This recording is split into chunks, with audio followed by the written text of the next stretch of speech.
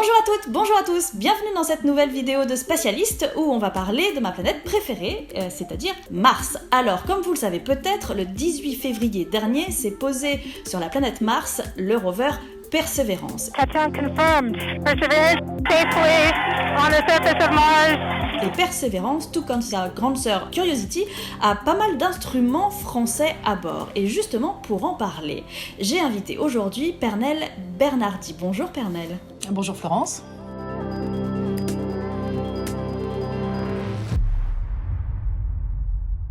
Merci beaucoup d'avoir accepté mon invitation. Alors, est-ce que vous pourriez me dire quel rôle vous avez aujourd'hui dans la mission Perseverance ?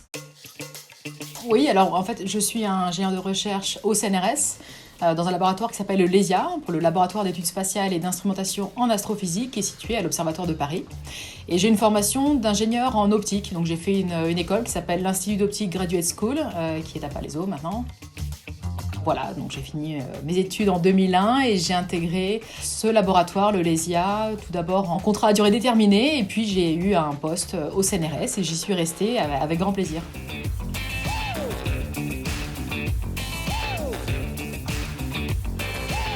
Alors aujourd'hui, vous faites partie de la mission Persévérance pour un instrument en particulier. Alors lequel est-ce ? Ça fait combien de temps que vous travaillez dessus ? Oui, alors effectivement, je travaille sur l'instrument qui s'appelle SuperCam. Donc c'est un instrument franco-américain qui est composé de plusieurs modules, on va revenir dessus j'imagine, développé par la France, par les États-Unis et par l'Espagne. Et donc en France, on développe ce qu'on appelle le Mast Unit. Donc c'est la partie de l'instrument qui est située dans la tête, en haut du mât de Persévérance.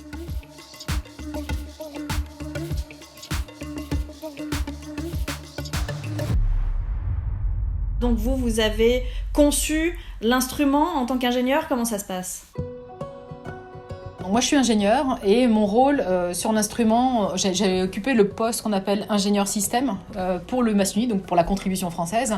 Et donc, c'est un poste qu'on pourrait appeler de pilotage technique de l'instrument. Donc, mon objectif, c'était effectivement de coordonner l'équipe technique pour concevoir, développer, tester un instrument qui répond aux besoins scientifiques. Donc, je suis responsable des performances de cet instrument aussi.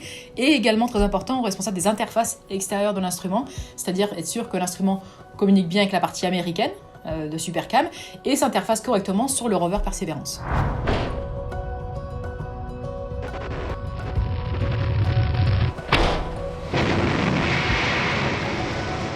Est-ce qu'on peut faire un petit peu l'historique justement des nouvelles missions de Perseverance par rapport à Curiosity et de comment ont été décidées les évolutions de cet instrument par rapport à CamCam ? Alors évidemment, Perseverance garde des objectifs scientifiques de Curiosity. On continue à faire de la géologie, chercher, caractériser l'habitabilité de notre environnement. La grosse évolution et les nouveautés de Perseverance, c'est d'aller chercher, vraiment détecter des traces de vie passée. Donc ça c'est quand même assez nouveau et donc l'instrumentation à bord doit répondre à cet objectif. On prépare aussi l'arrivée de l'homme sur Mars, on prépare une exploration humaine. Donc on fait de la météo martienne, il y a un instrument MOXIE qui va fabriquer du dioxygène à partir du CO2 atmosphérique. Et puis surtout Perseverance, quand même, son objectif ultime, c'est de préparer, c'est la première étape d'un retour d'échantillons martiens vers la Terre. Et donc forcément le rover lui-même, même s'il ressemble beaucoup à Curiosity, il est différent. Il a tout un système de prélèvement et de stockage des échantillons. Et l'instrumentation à bord doit répondre à ces objectifs-là. Donc en particulier, si on regarde SuperCam, c'est ce qui nous intéresse, par rapport à CamCam, on continue à faire de l'étude de la chimie des terrains. Donc on a cette fameuse technique de spectroscopie LIPS qui tire au laser infrarouge sur le sol martien, on pulvérise la roche, on a un plasma, donc une lumière qui est émise, qu'on collecte avec notre télescope et qu'on vient analyser avec des spectromètres. Ça, on a gardé la même chose. On a changé un tout petit peu la longueur d'onde du laser, mais globalement, c'est les mêmes techniques. On a également une petite caméra, un petit imageur pour aller prendre des images de contexte en fait de l'échantillon qu'on regarde. Sur CamCam, c'était noir et blanc. Sur SuperCam, on est passé à la couleur. Évidemment, ça apporte plus d'informations, mais c'est quand même la même technique. Mais on a rajouté 3 autres techniques. On va chercher, en plus de faire de la chimie, on va faire de la minéralogie. Donc on va aller étudier nos échantillons sans les détruire. Donc on va pas les éclater en atomes, on va conserver les molécules et essayer d'identifier les molécules et l'arrangement des molécules entre elles. C'est ce qu'on appelle la minéralogie. Et pour faire ça, on a 2 techniques.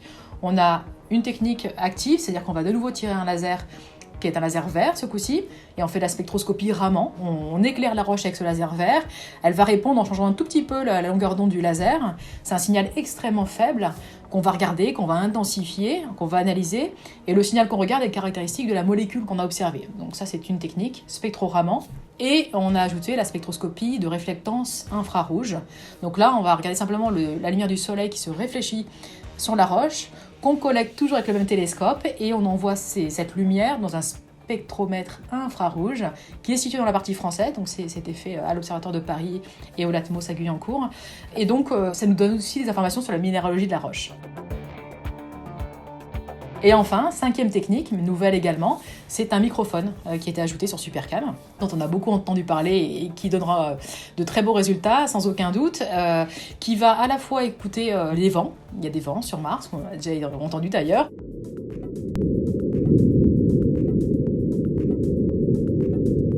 Donc on écoute les vents, on écoute des bruits émis par le rover, ça c'est très important, le JPL nous l'a demandé d'ailleurs.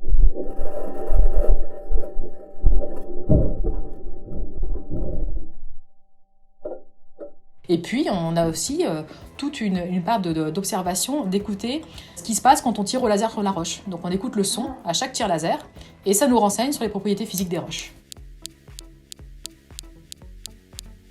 Voilà, 5 techniques dans un instrument. Donc l'instrument est un peu complexe.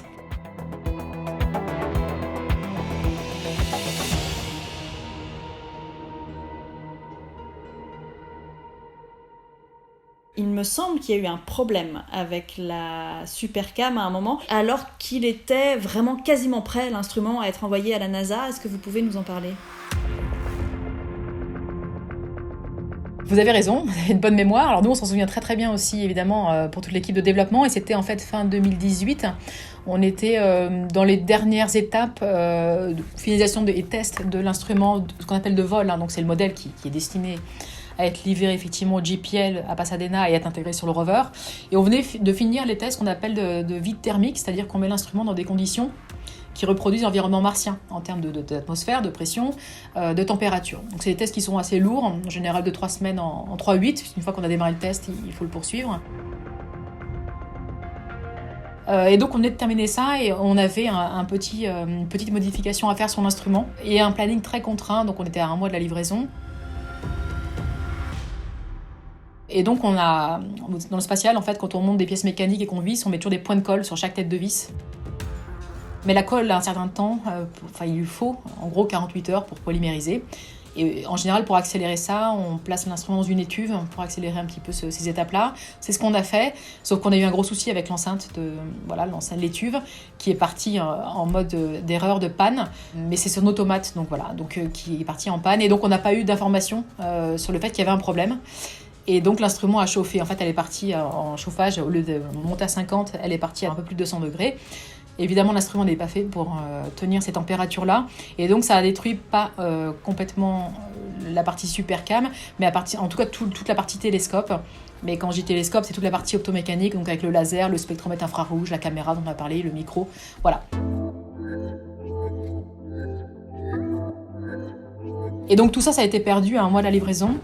Donc ce qui est vraiment dramatique évidemment, et qui a remis en fait finalement en cause notre présence à bord du rover.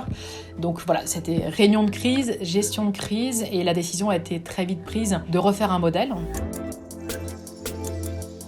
Dans le spatial, évidemment, quand on fait un modèle de vol, on a des choses qu'on appelle des pièces de rechange qui ne sont pas montées mais qui sont disponibles, et on avait quasiment tout en pièces de rechange. Simplement, la NASA nous a laissé à peu près 6 mois, c'est 6 mois pour refaire un modèle, alors qu'il a fallu 1 an pour fabriquer, monter, aligner, tester le modèle précédent. On a relevé le défi évidemment, je crois que dans l'équipe, il était juste inenvisageable de ne pas être dans la mission. Et donc voilà, l'équipe a été renforcée, on a eu un très gros soutien du CNES évidemment, l'Agence spatiale française, mais également du CNRS et des universités. Renforcement d'équipe, travail en 3-8, les week-ends, les jours fériés, tout y est passé. Et ma petite satisfaction, c'est quand même que ce modèle était bien meilleur en plus que le précédent. Mais voilà, c'est ça, parce qu'il me semble qu'effectivement, il y a déjà ce mérite d'avoir fait en 6 mois ce que vous avez fait en 1 an, et qu'en plus, vous l'avez encore amélioré, ce qui est quand même fou. On l'a amélioré parce que justement, dans ce test en environnement martien qu'on venait de finir avec ce qu'on appelle le modèle de vol numéro 1, on avait observé des performances qui n'étaient pas à la hauteur de l'attendu, en tout cas de ce qu'on avait prédit quand on passait à température très froide. Et donc, quand on a eu l'accident et qu'on devait refaire un modèle, j'avais monté un groupe de travail justement pour regarder ces problèmes qui étaient liés au télescope. Et on a effectivement mis en évidence qu'on avait un problème de conception du miroir primaire, donc le gros miroir du télescope, avec de l'aide du CNES, d'Industrial et du JPL, qui s'est très investi avec nous là-dessus. Donc l'erreur a été trouvée, le problème de conception, et on a identifié la solution. Simplement, ça demandait de refaire un miroir primaire. Et donc là, on a eu une aide aussi importante de notre partenaire industriel, qui s'appelle Winlight, et qui a mis les bouchées doubles ou triples, je dirais, pour refabriquer un miroir dans un temps record, et un miroir d'extrêmement bonne qualité. Et donc, changer ce miroir-là, ça nous a effectivement permis de nettement améliorer les performances de l'instrument, ce qui fait qu'aujourd'hui, on a un instrument extrêmement performant sur le sol martien. Mais c'était vraiment un travail de tous, toute une équipe et nos partenaires industriels, le CNES, les universités, c'est vraiment le collectif qui a réussi ça.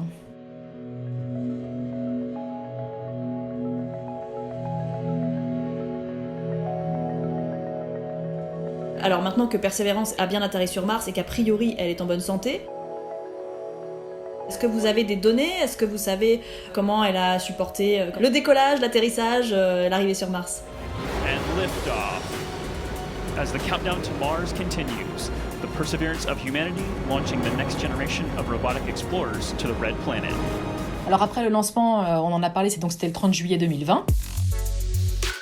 On a eu une phase de croisière qui a duré quasiment 7 mois, au cours de laquelle on a allumé 2 fois l'instrument. Alors, c'est des conditions particulières parce qu'en plus, le rover a son mât complètement replié, donc notre instrument, on voit le dos du rover. N'empêche qu'on a fait des mesures pour mesurer que l'instrument était en bonne santé, avait bien supporté le lancement. Donc on a fait des mesures de température, de courant tension, parce qu'on a fait vraiment des données très techniques. Quelques images, même si on voit du noir. Et puis, on a acquis des spectres, même si on voit du noir, mais ça montre qu'en tout cas, l'instrument répond aux commandes qu'on lui envoie des données, et puis à des données qui vont bien, quoi. Voilà. Donc ça marchait bien. Perseverance has now slowed to subsonic speeds and the heat shield has been separated. This allows both the radar and the cameras to get their first look at the surface. Et puis ensuite, il y a la phase d'atterrissage, le 18 février, très impressionnante, d'une maîtrise remarquable du JPL. Incroyable. Faut reconnaître quand même, ils sont extrêmement forts, voilà, ces équipes du JPL. About 20 meters off the surface. Tango Delta. Touchdown confirmed. Perseverance safely on the surface of Mars. Persévérance est posée en douceur, voilà, le rover va bien, et donc après, la grande question c'était, et les instruments à bord? Voilà, c'est des choses qu'on a préparées depuis des mois avec toute l'équipe d'opération. Et donc on a des phases de tests qui ont démarré très rapidement en fait. Dès le lendemain de l'atterrissage, on avait nos premières mises sous tension de l'instrument. Le mât de Persévérance était toujours replié, un peu comme en croisière. Donc on a quand même refait nos tests pour vérifier que l'instrument allait bien. Et puis au 4e jour, alors on appelle ça les sols sur Mars, vous le savez, donc 4e sol, le mât a été déplié et on a fait nos premiers tests avec des images sur Mars, du son, enfin des choses. Ça, c'était une période extrêmement excitante et très émouvante, en fait, de voir ces premières données de l'instrument sur Mars. Tout va très bien, l'instrument va très bien. On a testé toutes les techniques, on a tiré au laser, on a fait des images, on a focalisé à différentes distances, on a acquis du son dans différents modes. Donc tout marche très bien. Il nous reste 2-3 petites choses à vérifier, mais qui sont assez anecdotiques. Donc, ce qu'on peut dire, en fait, c'est que l'instrument va bien, a bien supporté à la fois le lancement et l'atterrissage, supporte très bien les températures martiennes et répond exactement comme on l'attend.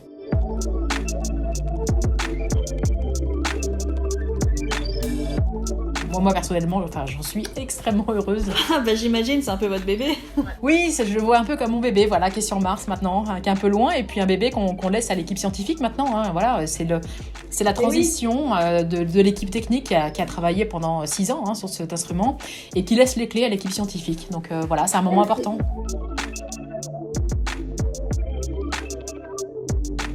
Est-ce que vous suivez, vous, l'instrument au jour le jour, ou est-ce que vous passez à une toute autre mission parce que votre travail est terminé, ou est-ce que vous travaillez conjointement avec les scientifiques s'il y a un problème technique, comment ça se passe en fait? Depuis le lancement, j'ai pris la casquette d'expert technique sur l'instrument. Et effectivement, je suis au jour le jour ce qui se passe sur Supercam. Bon, d'abord parce que j'ai un peu de mal à lâcher le bébé. Je comprends. Parce que ça m'intéresse et puis parce que c'est vraiment l'aboutissement aussi de toutes ces années de travail, enfin voilà, d'un engagement quand même extrêmement fort. Et donc ça me plaît beaucoup de voir ces données-là. Mais aussi parce qu'il y a un besoin d'avoir quand même un suivi technique sur l'instrument et de vérifier, enfin, le regard des experts techniques n'est pas celui des scientifiques. On a un regard des différents et très complémentaires. Donc oui, je continue de regarder et je regarde les données tous les jours en fait. Voilà, encore ce matin, j'étais sur les données avec très grand plaisir. Je vais continuer comme ça pendant encore quelques semaines. C'était l'accord qu'on avait pris avec l'équipe scientifique. Et ensuite, je vais évidemment m'éloigner un petit peu de l'instrument en restant disponible s'il y a la moindre question. Évidemment, je serai toujours là pour répondre aux questions. Mais effectivement, depuis un an, moi j'ai basculé sur un autre projet, donc je fais les deux en parallèle. Là.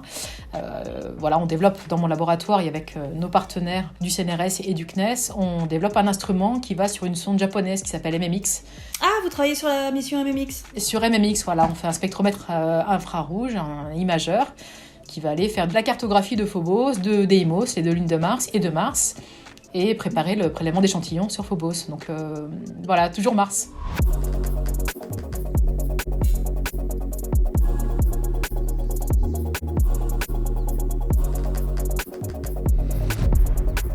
Est-ce qu'il y a des questions auxquelles Supercam pourrait répondre et qui vous intéressent particulièrement, vous, personnellement? Évidemment, je crois que le Graal, ce serait de trouver des traces de vie passée. Les missions précédentes ont démontré l'habitabilité de Mars. Si on arrive à démontrer que dans le passé, il y a 3 milliards d'années, 4 milliards d'années, il y a eu de la vie, un embryon de vie, mission accomplie. Enfin voilà, là c'est vraiment, ce serait un résultat tellement extraordinaire. Et se dire qu'on a participé à ça, ouais, ça serait hyper excitant. Non, je voulais souhaiter surtout une très bonne continuation à toute l'équipe scientifique. Je crois que c'est des gens qui sont extrêmement passionnés par ce qu'ils font, qui ont un engagement incroyable. Et puis surtout l'équipe technique, qui a fait un travail remarquable. Voilà, moi j'en tire, c'était vraiment un très grand moment de ma vie professionnelle, cet instrument, et voilà. Combien d'années de carrière? C'est 6-7 ans de travail. Voilà, mais 6-7 ans à 200%, donc ça compte beaucoup. Voilà.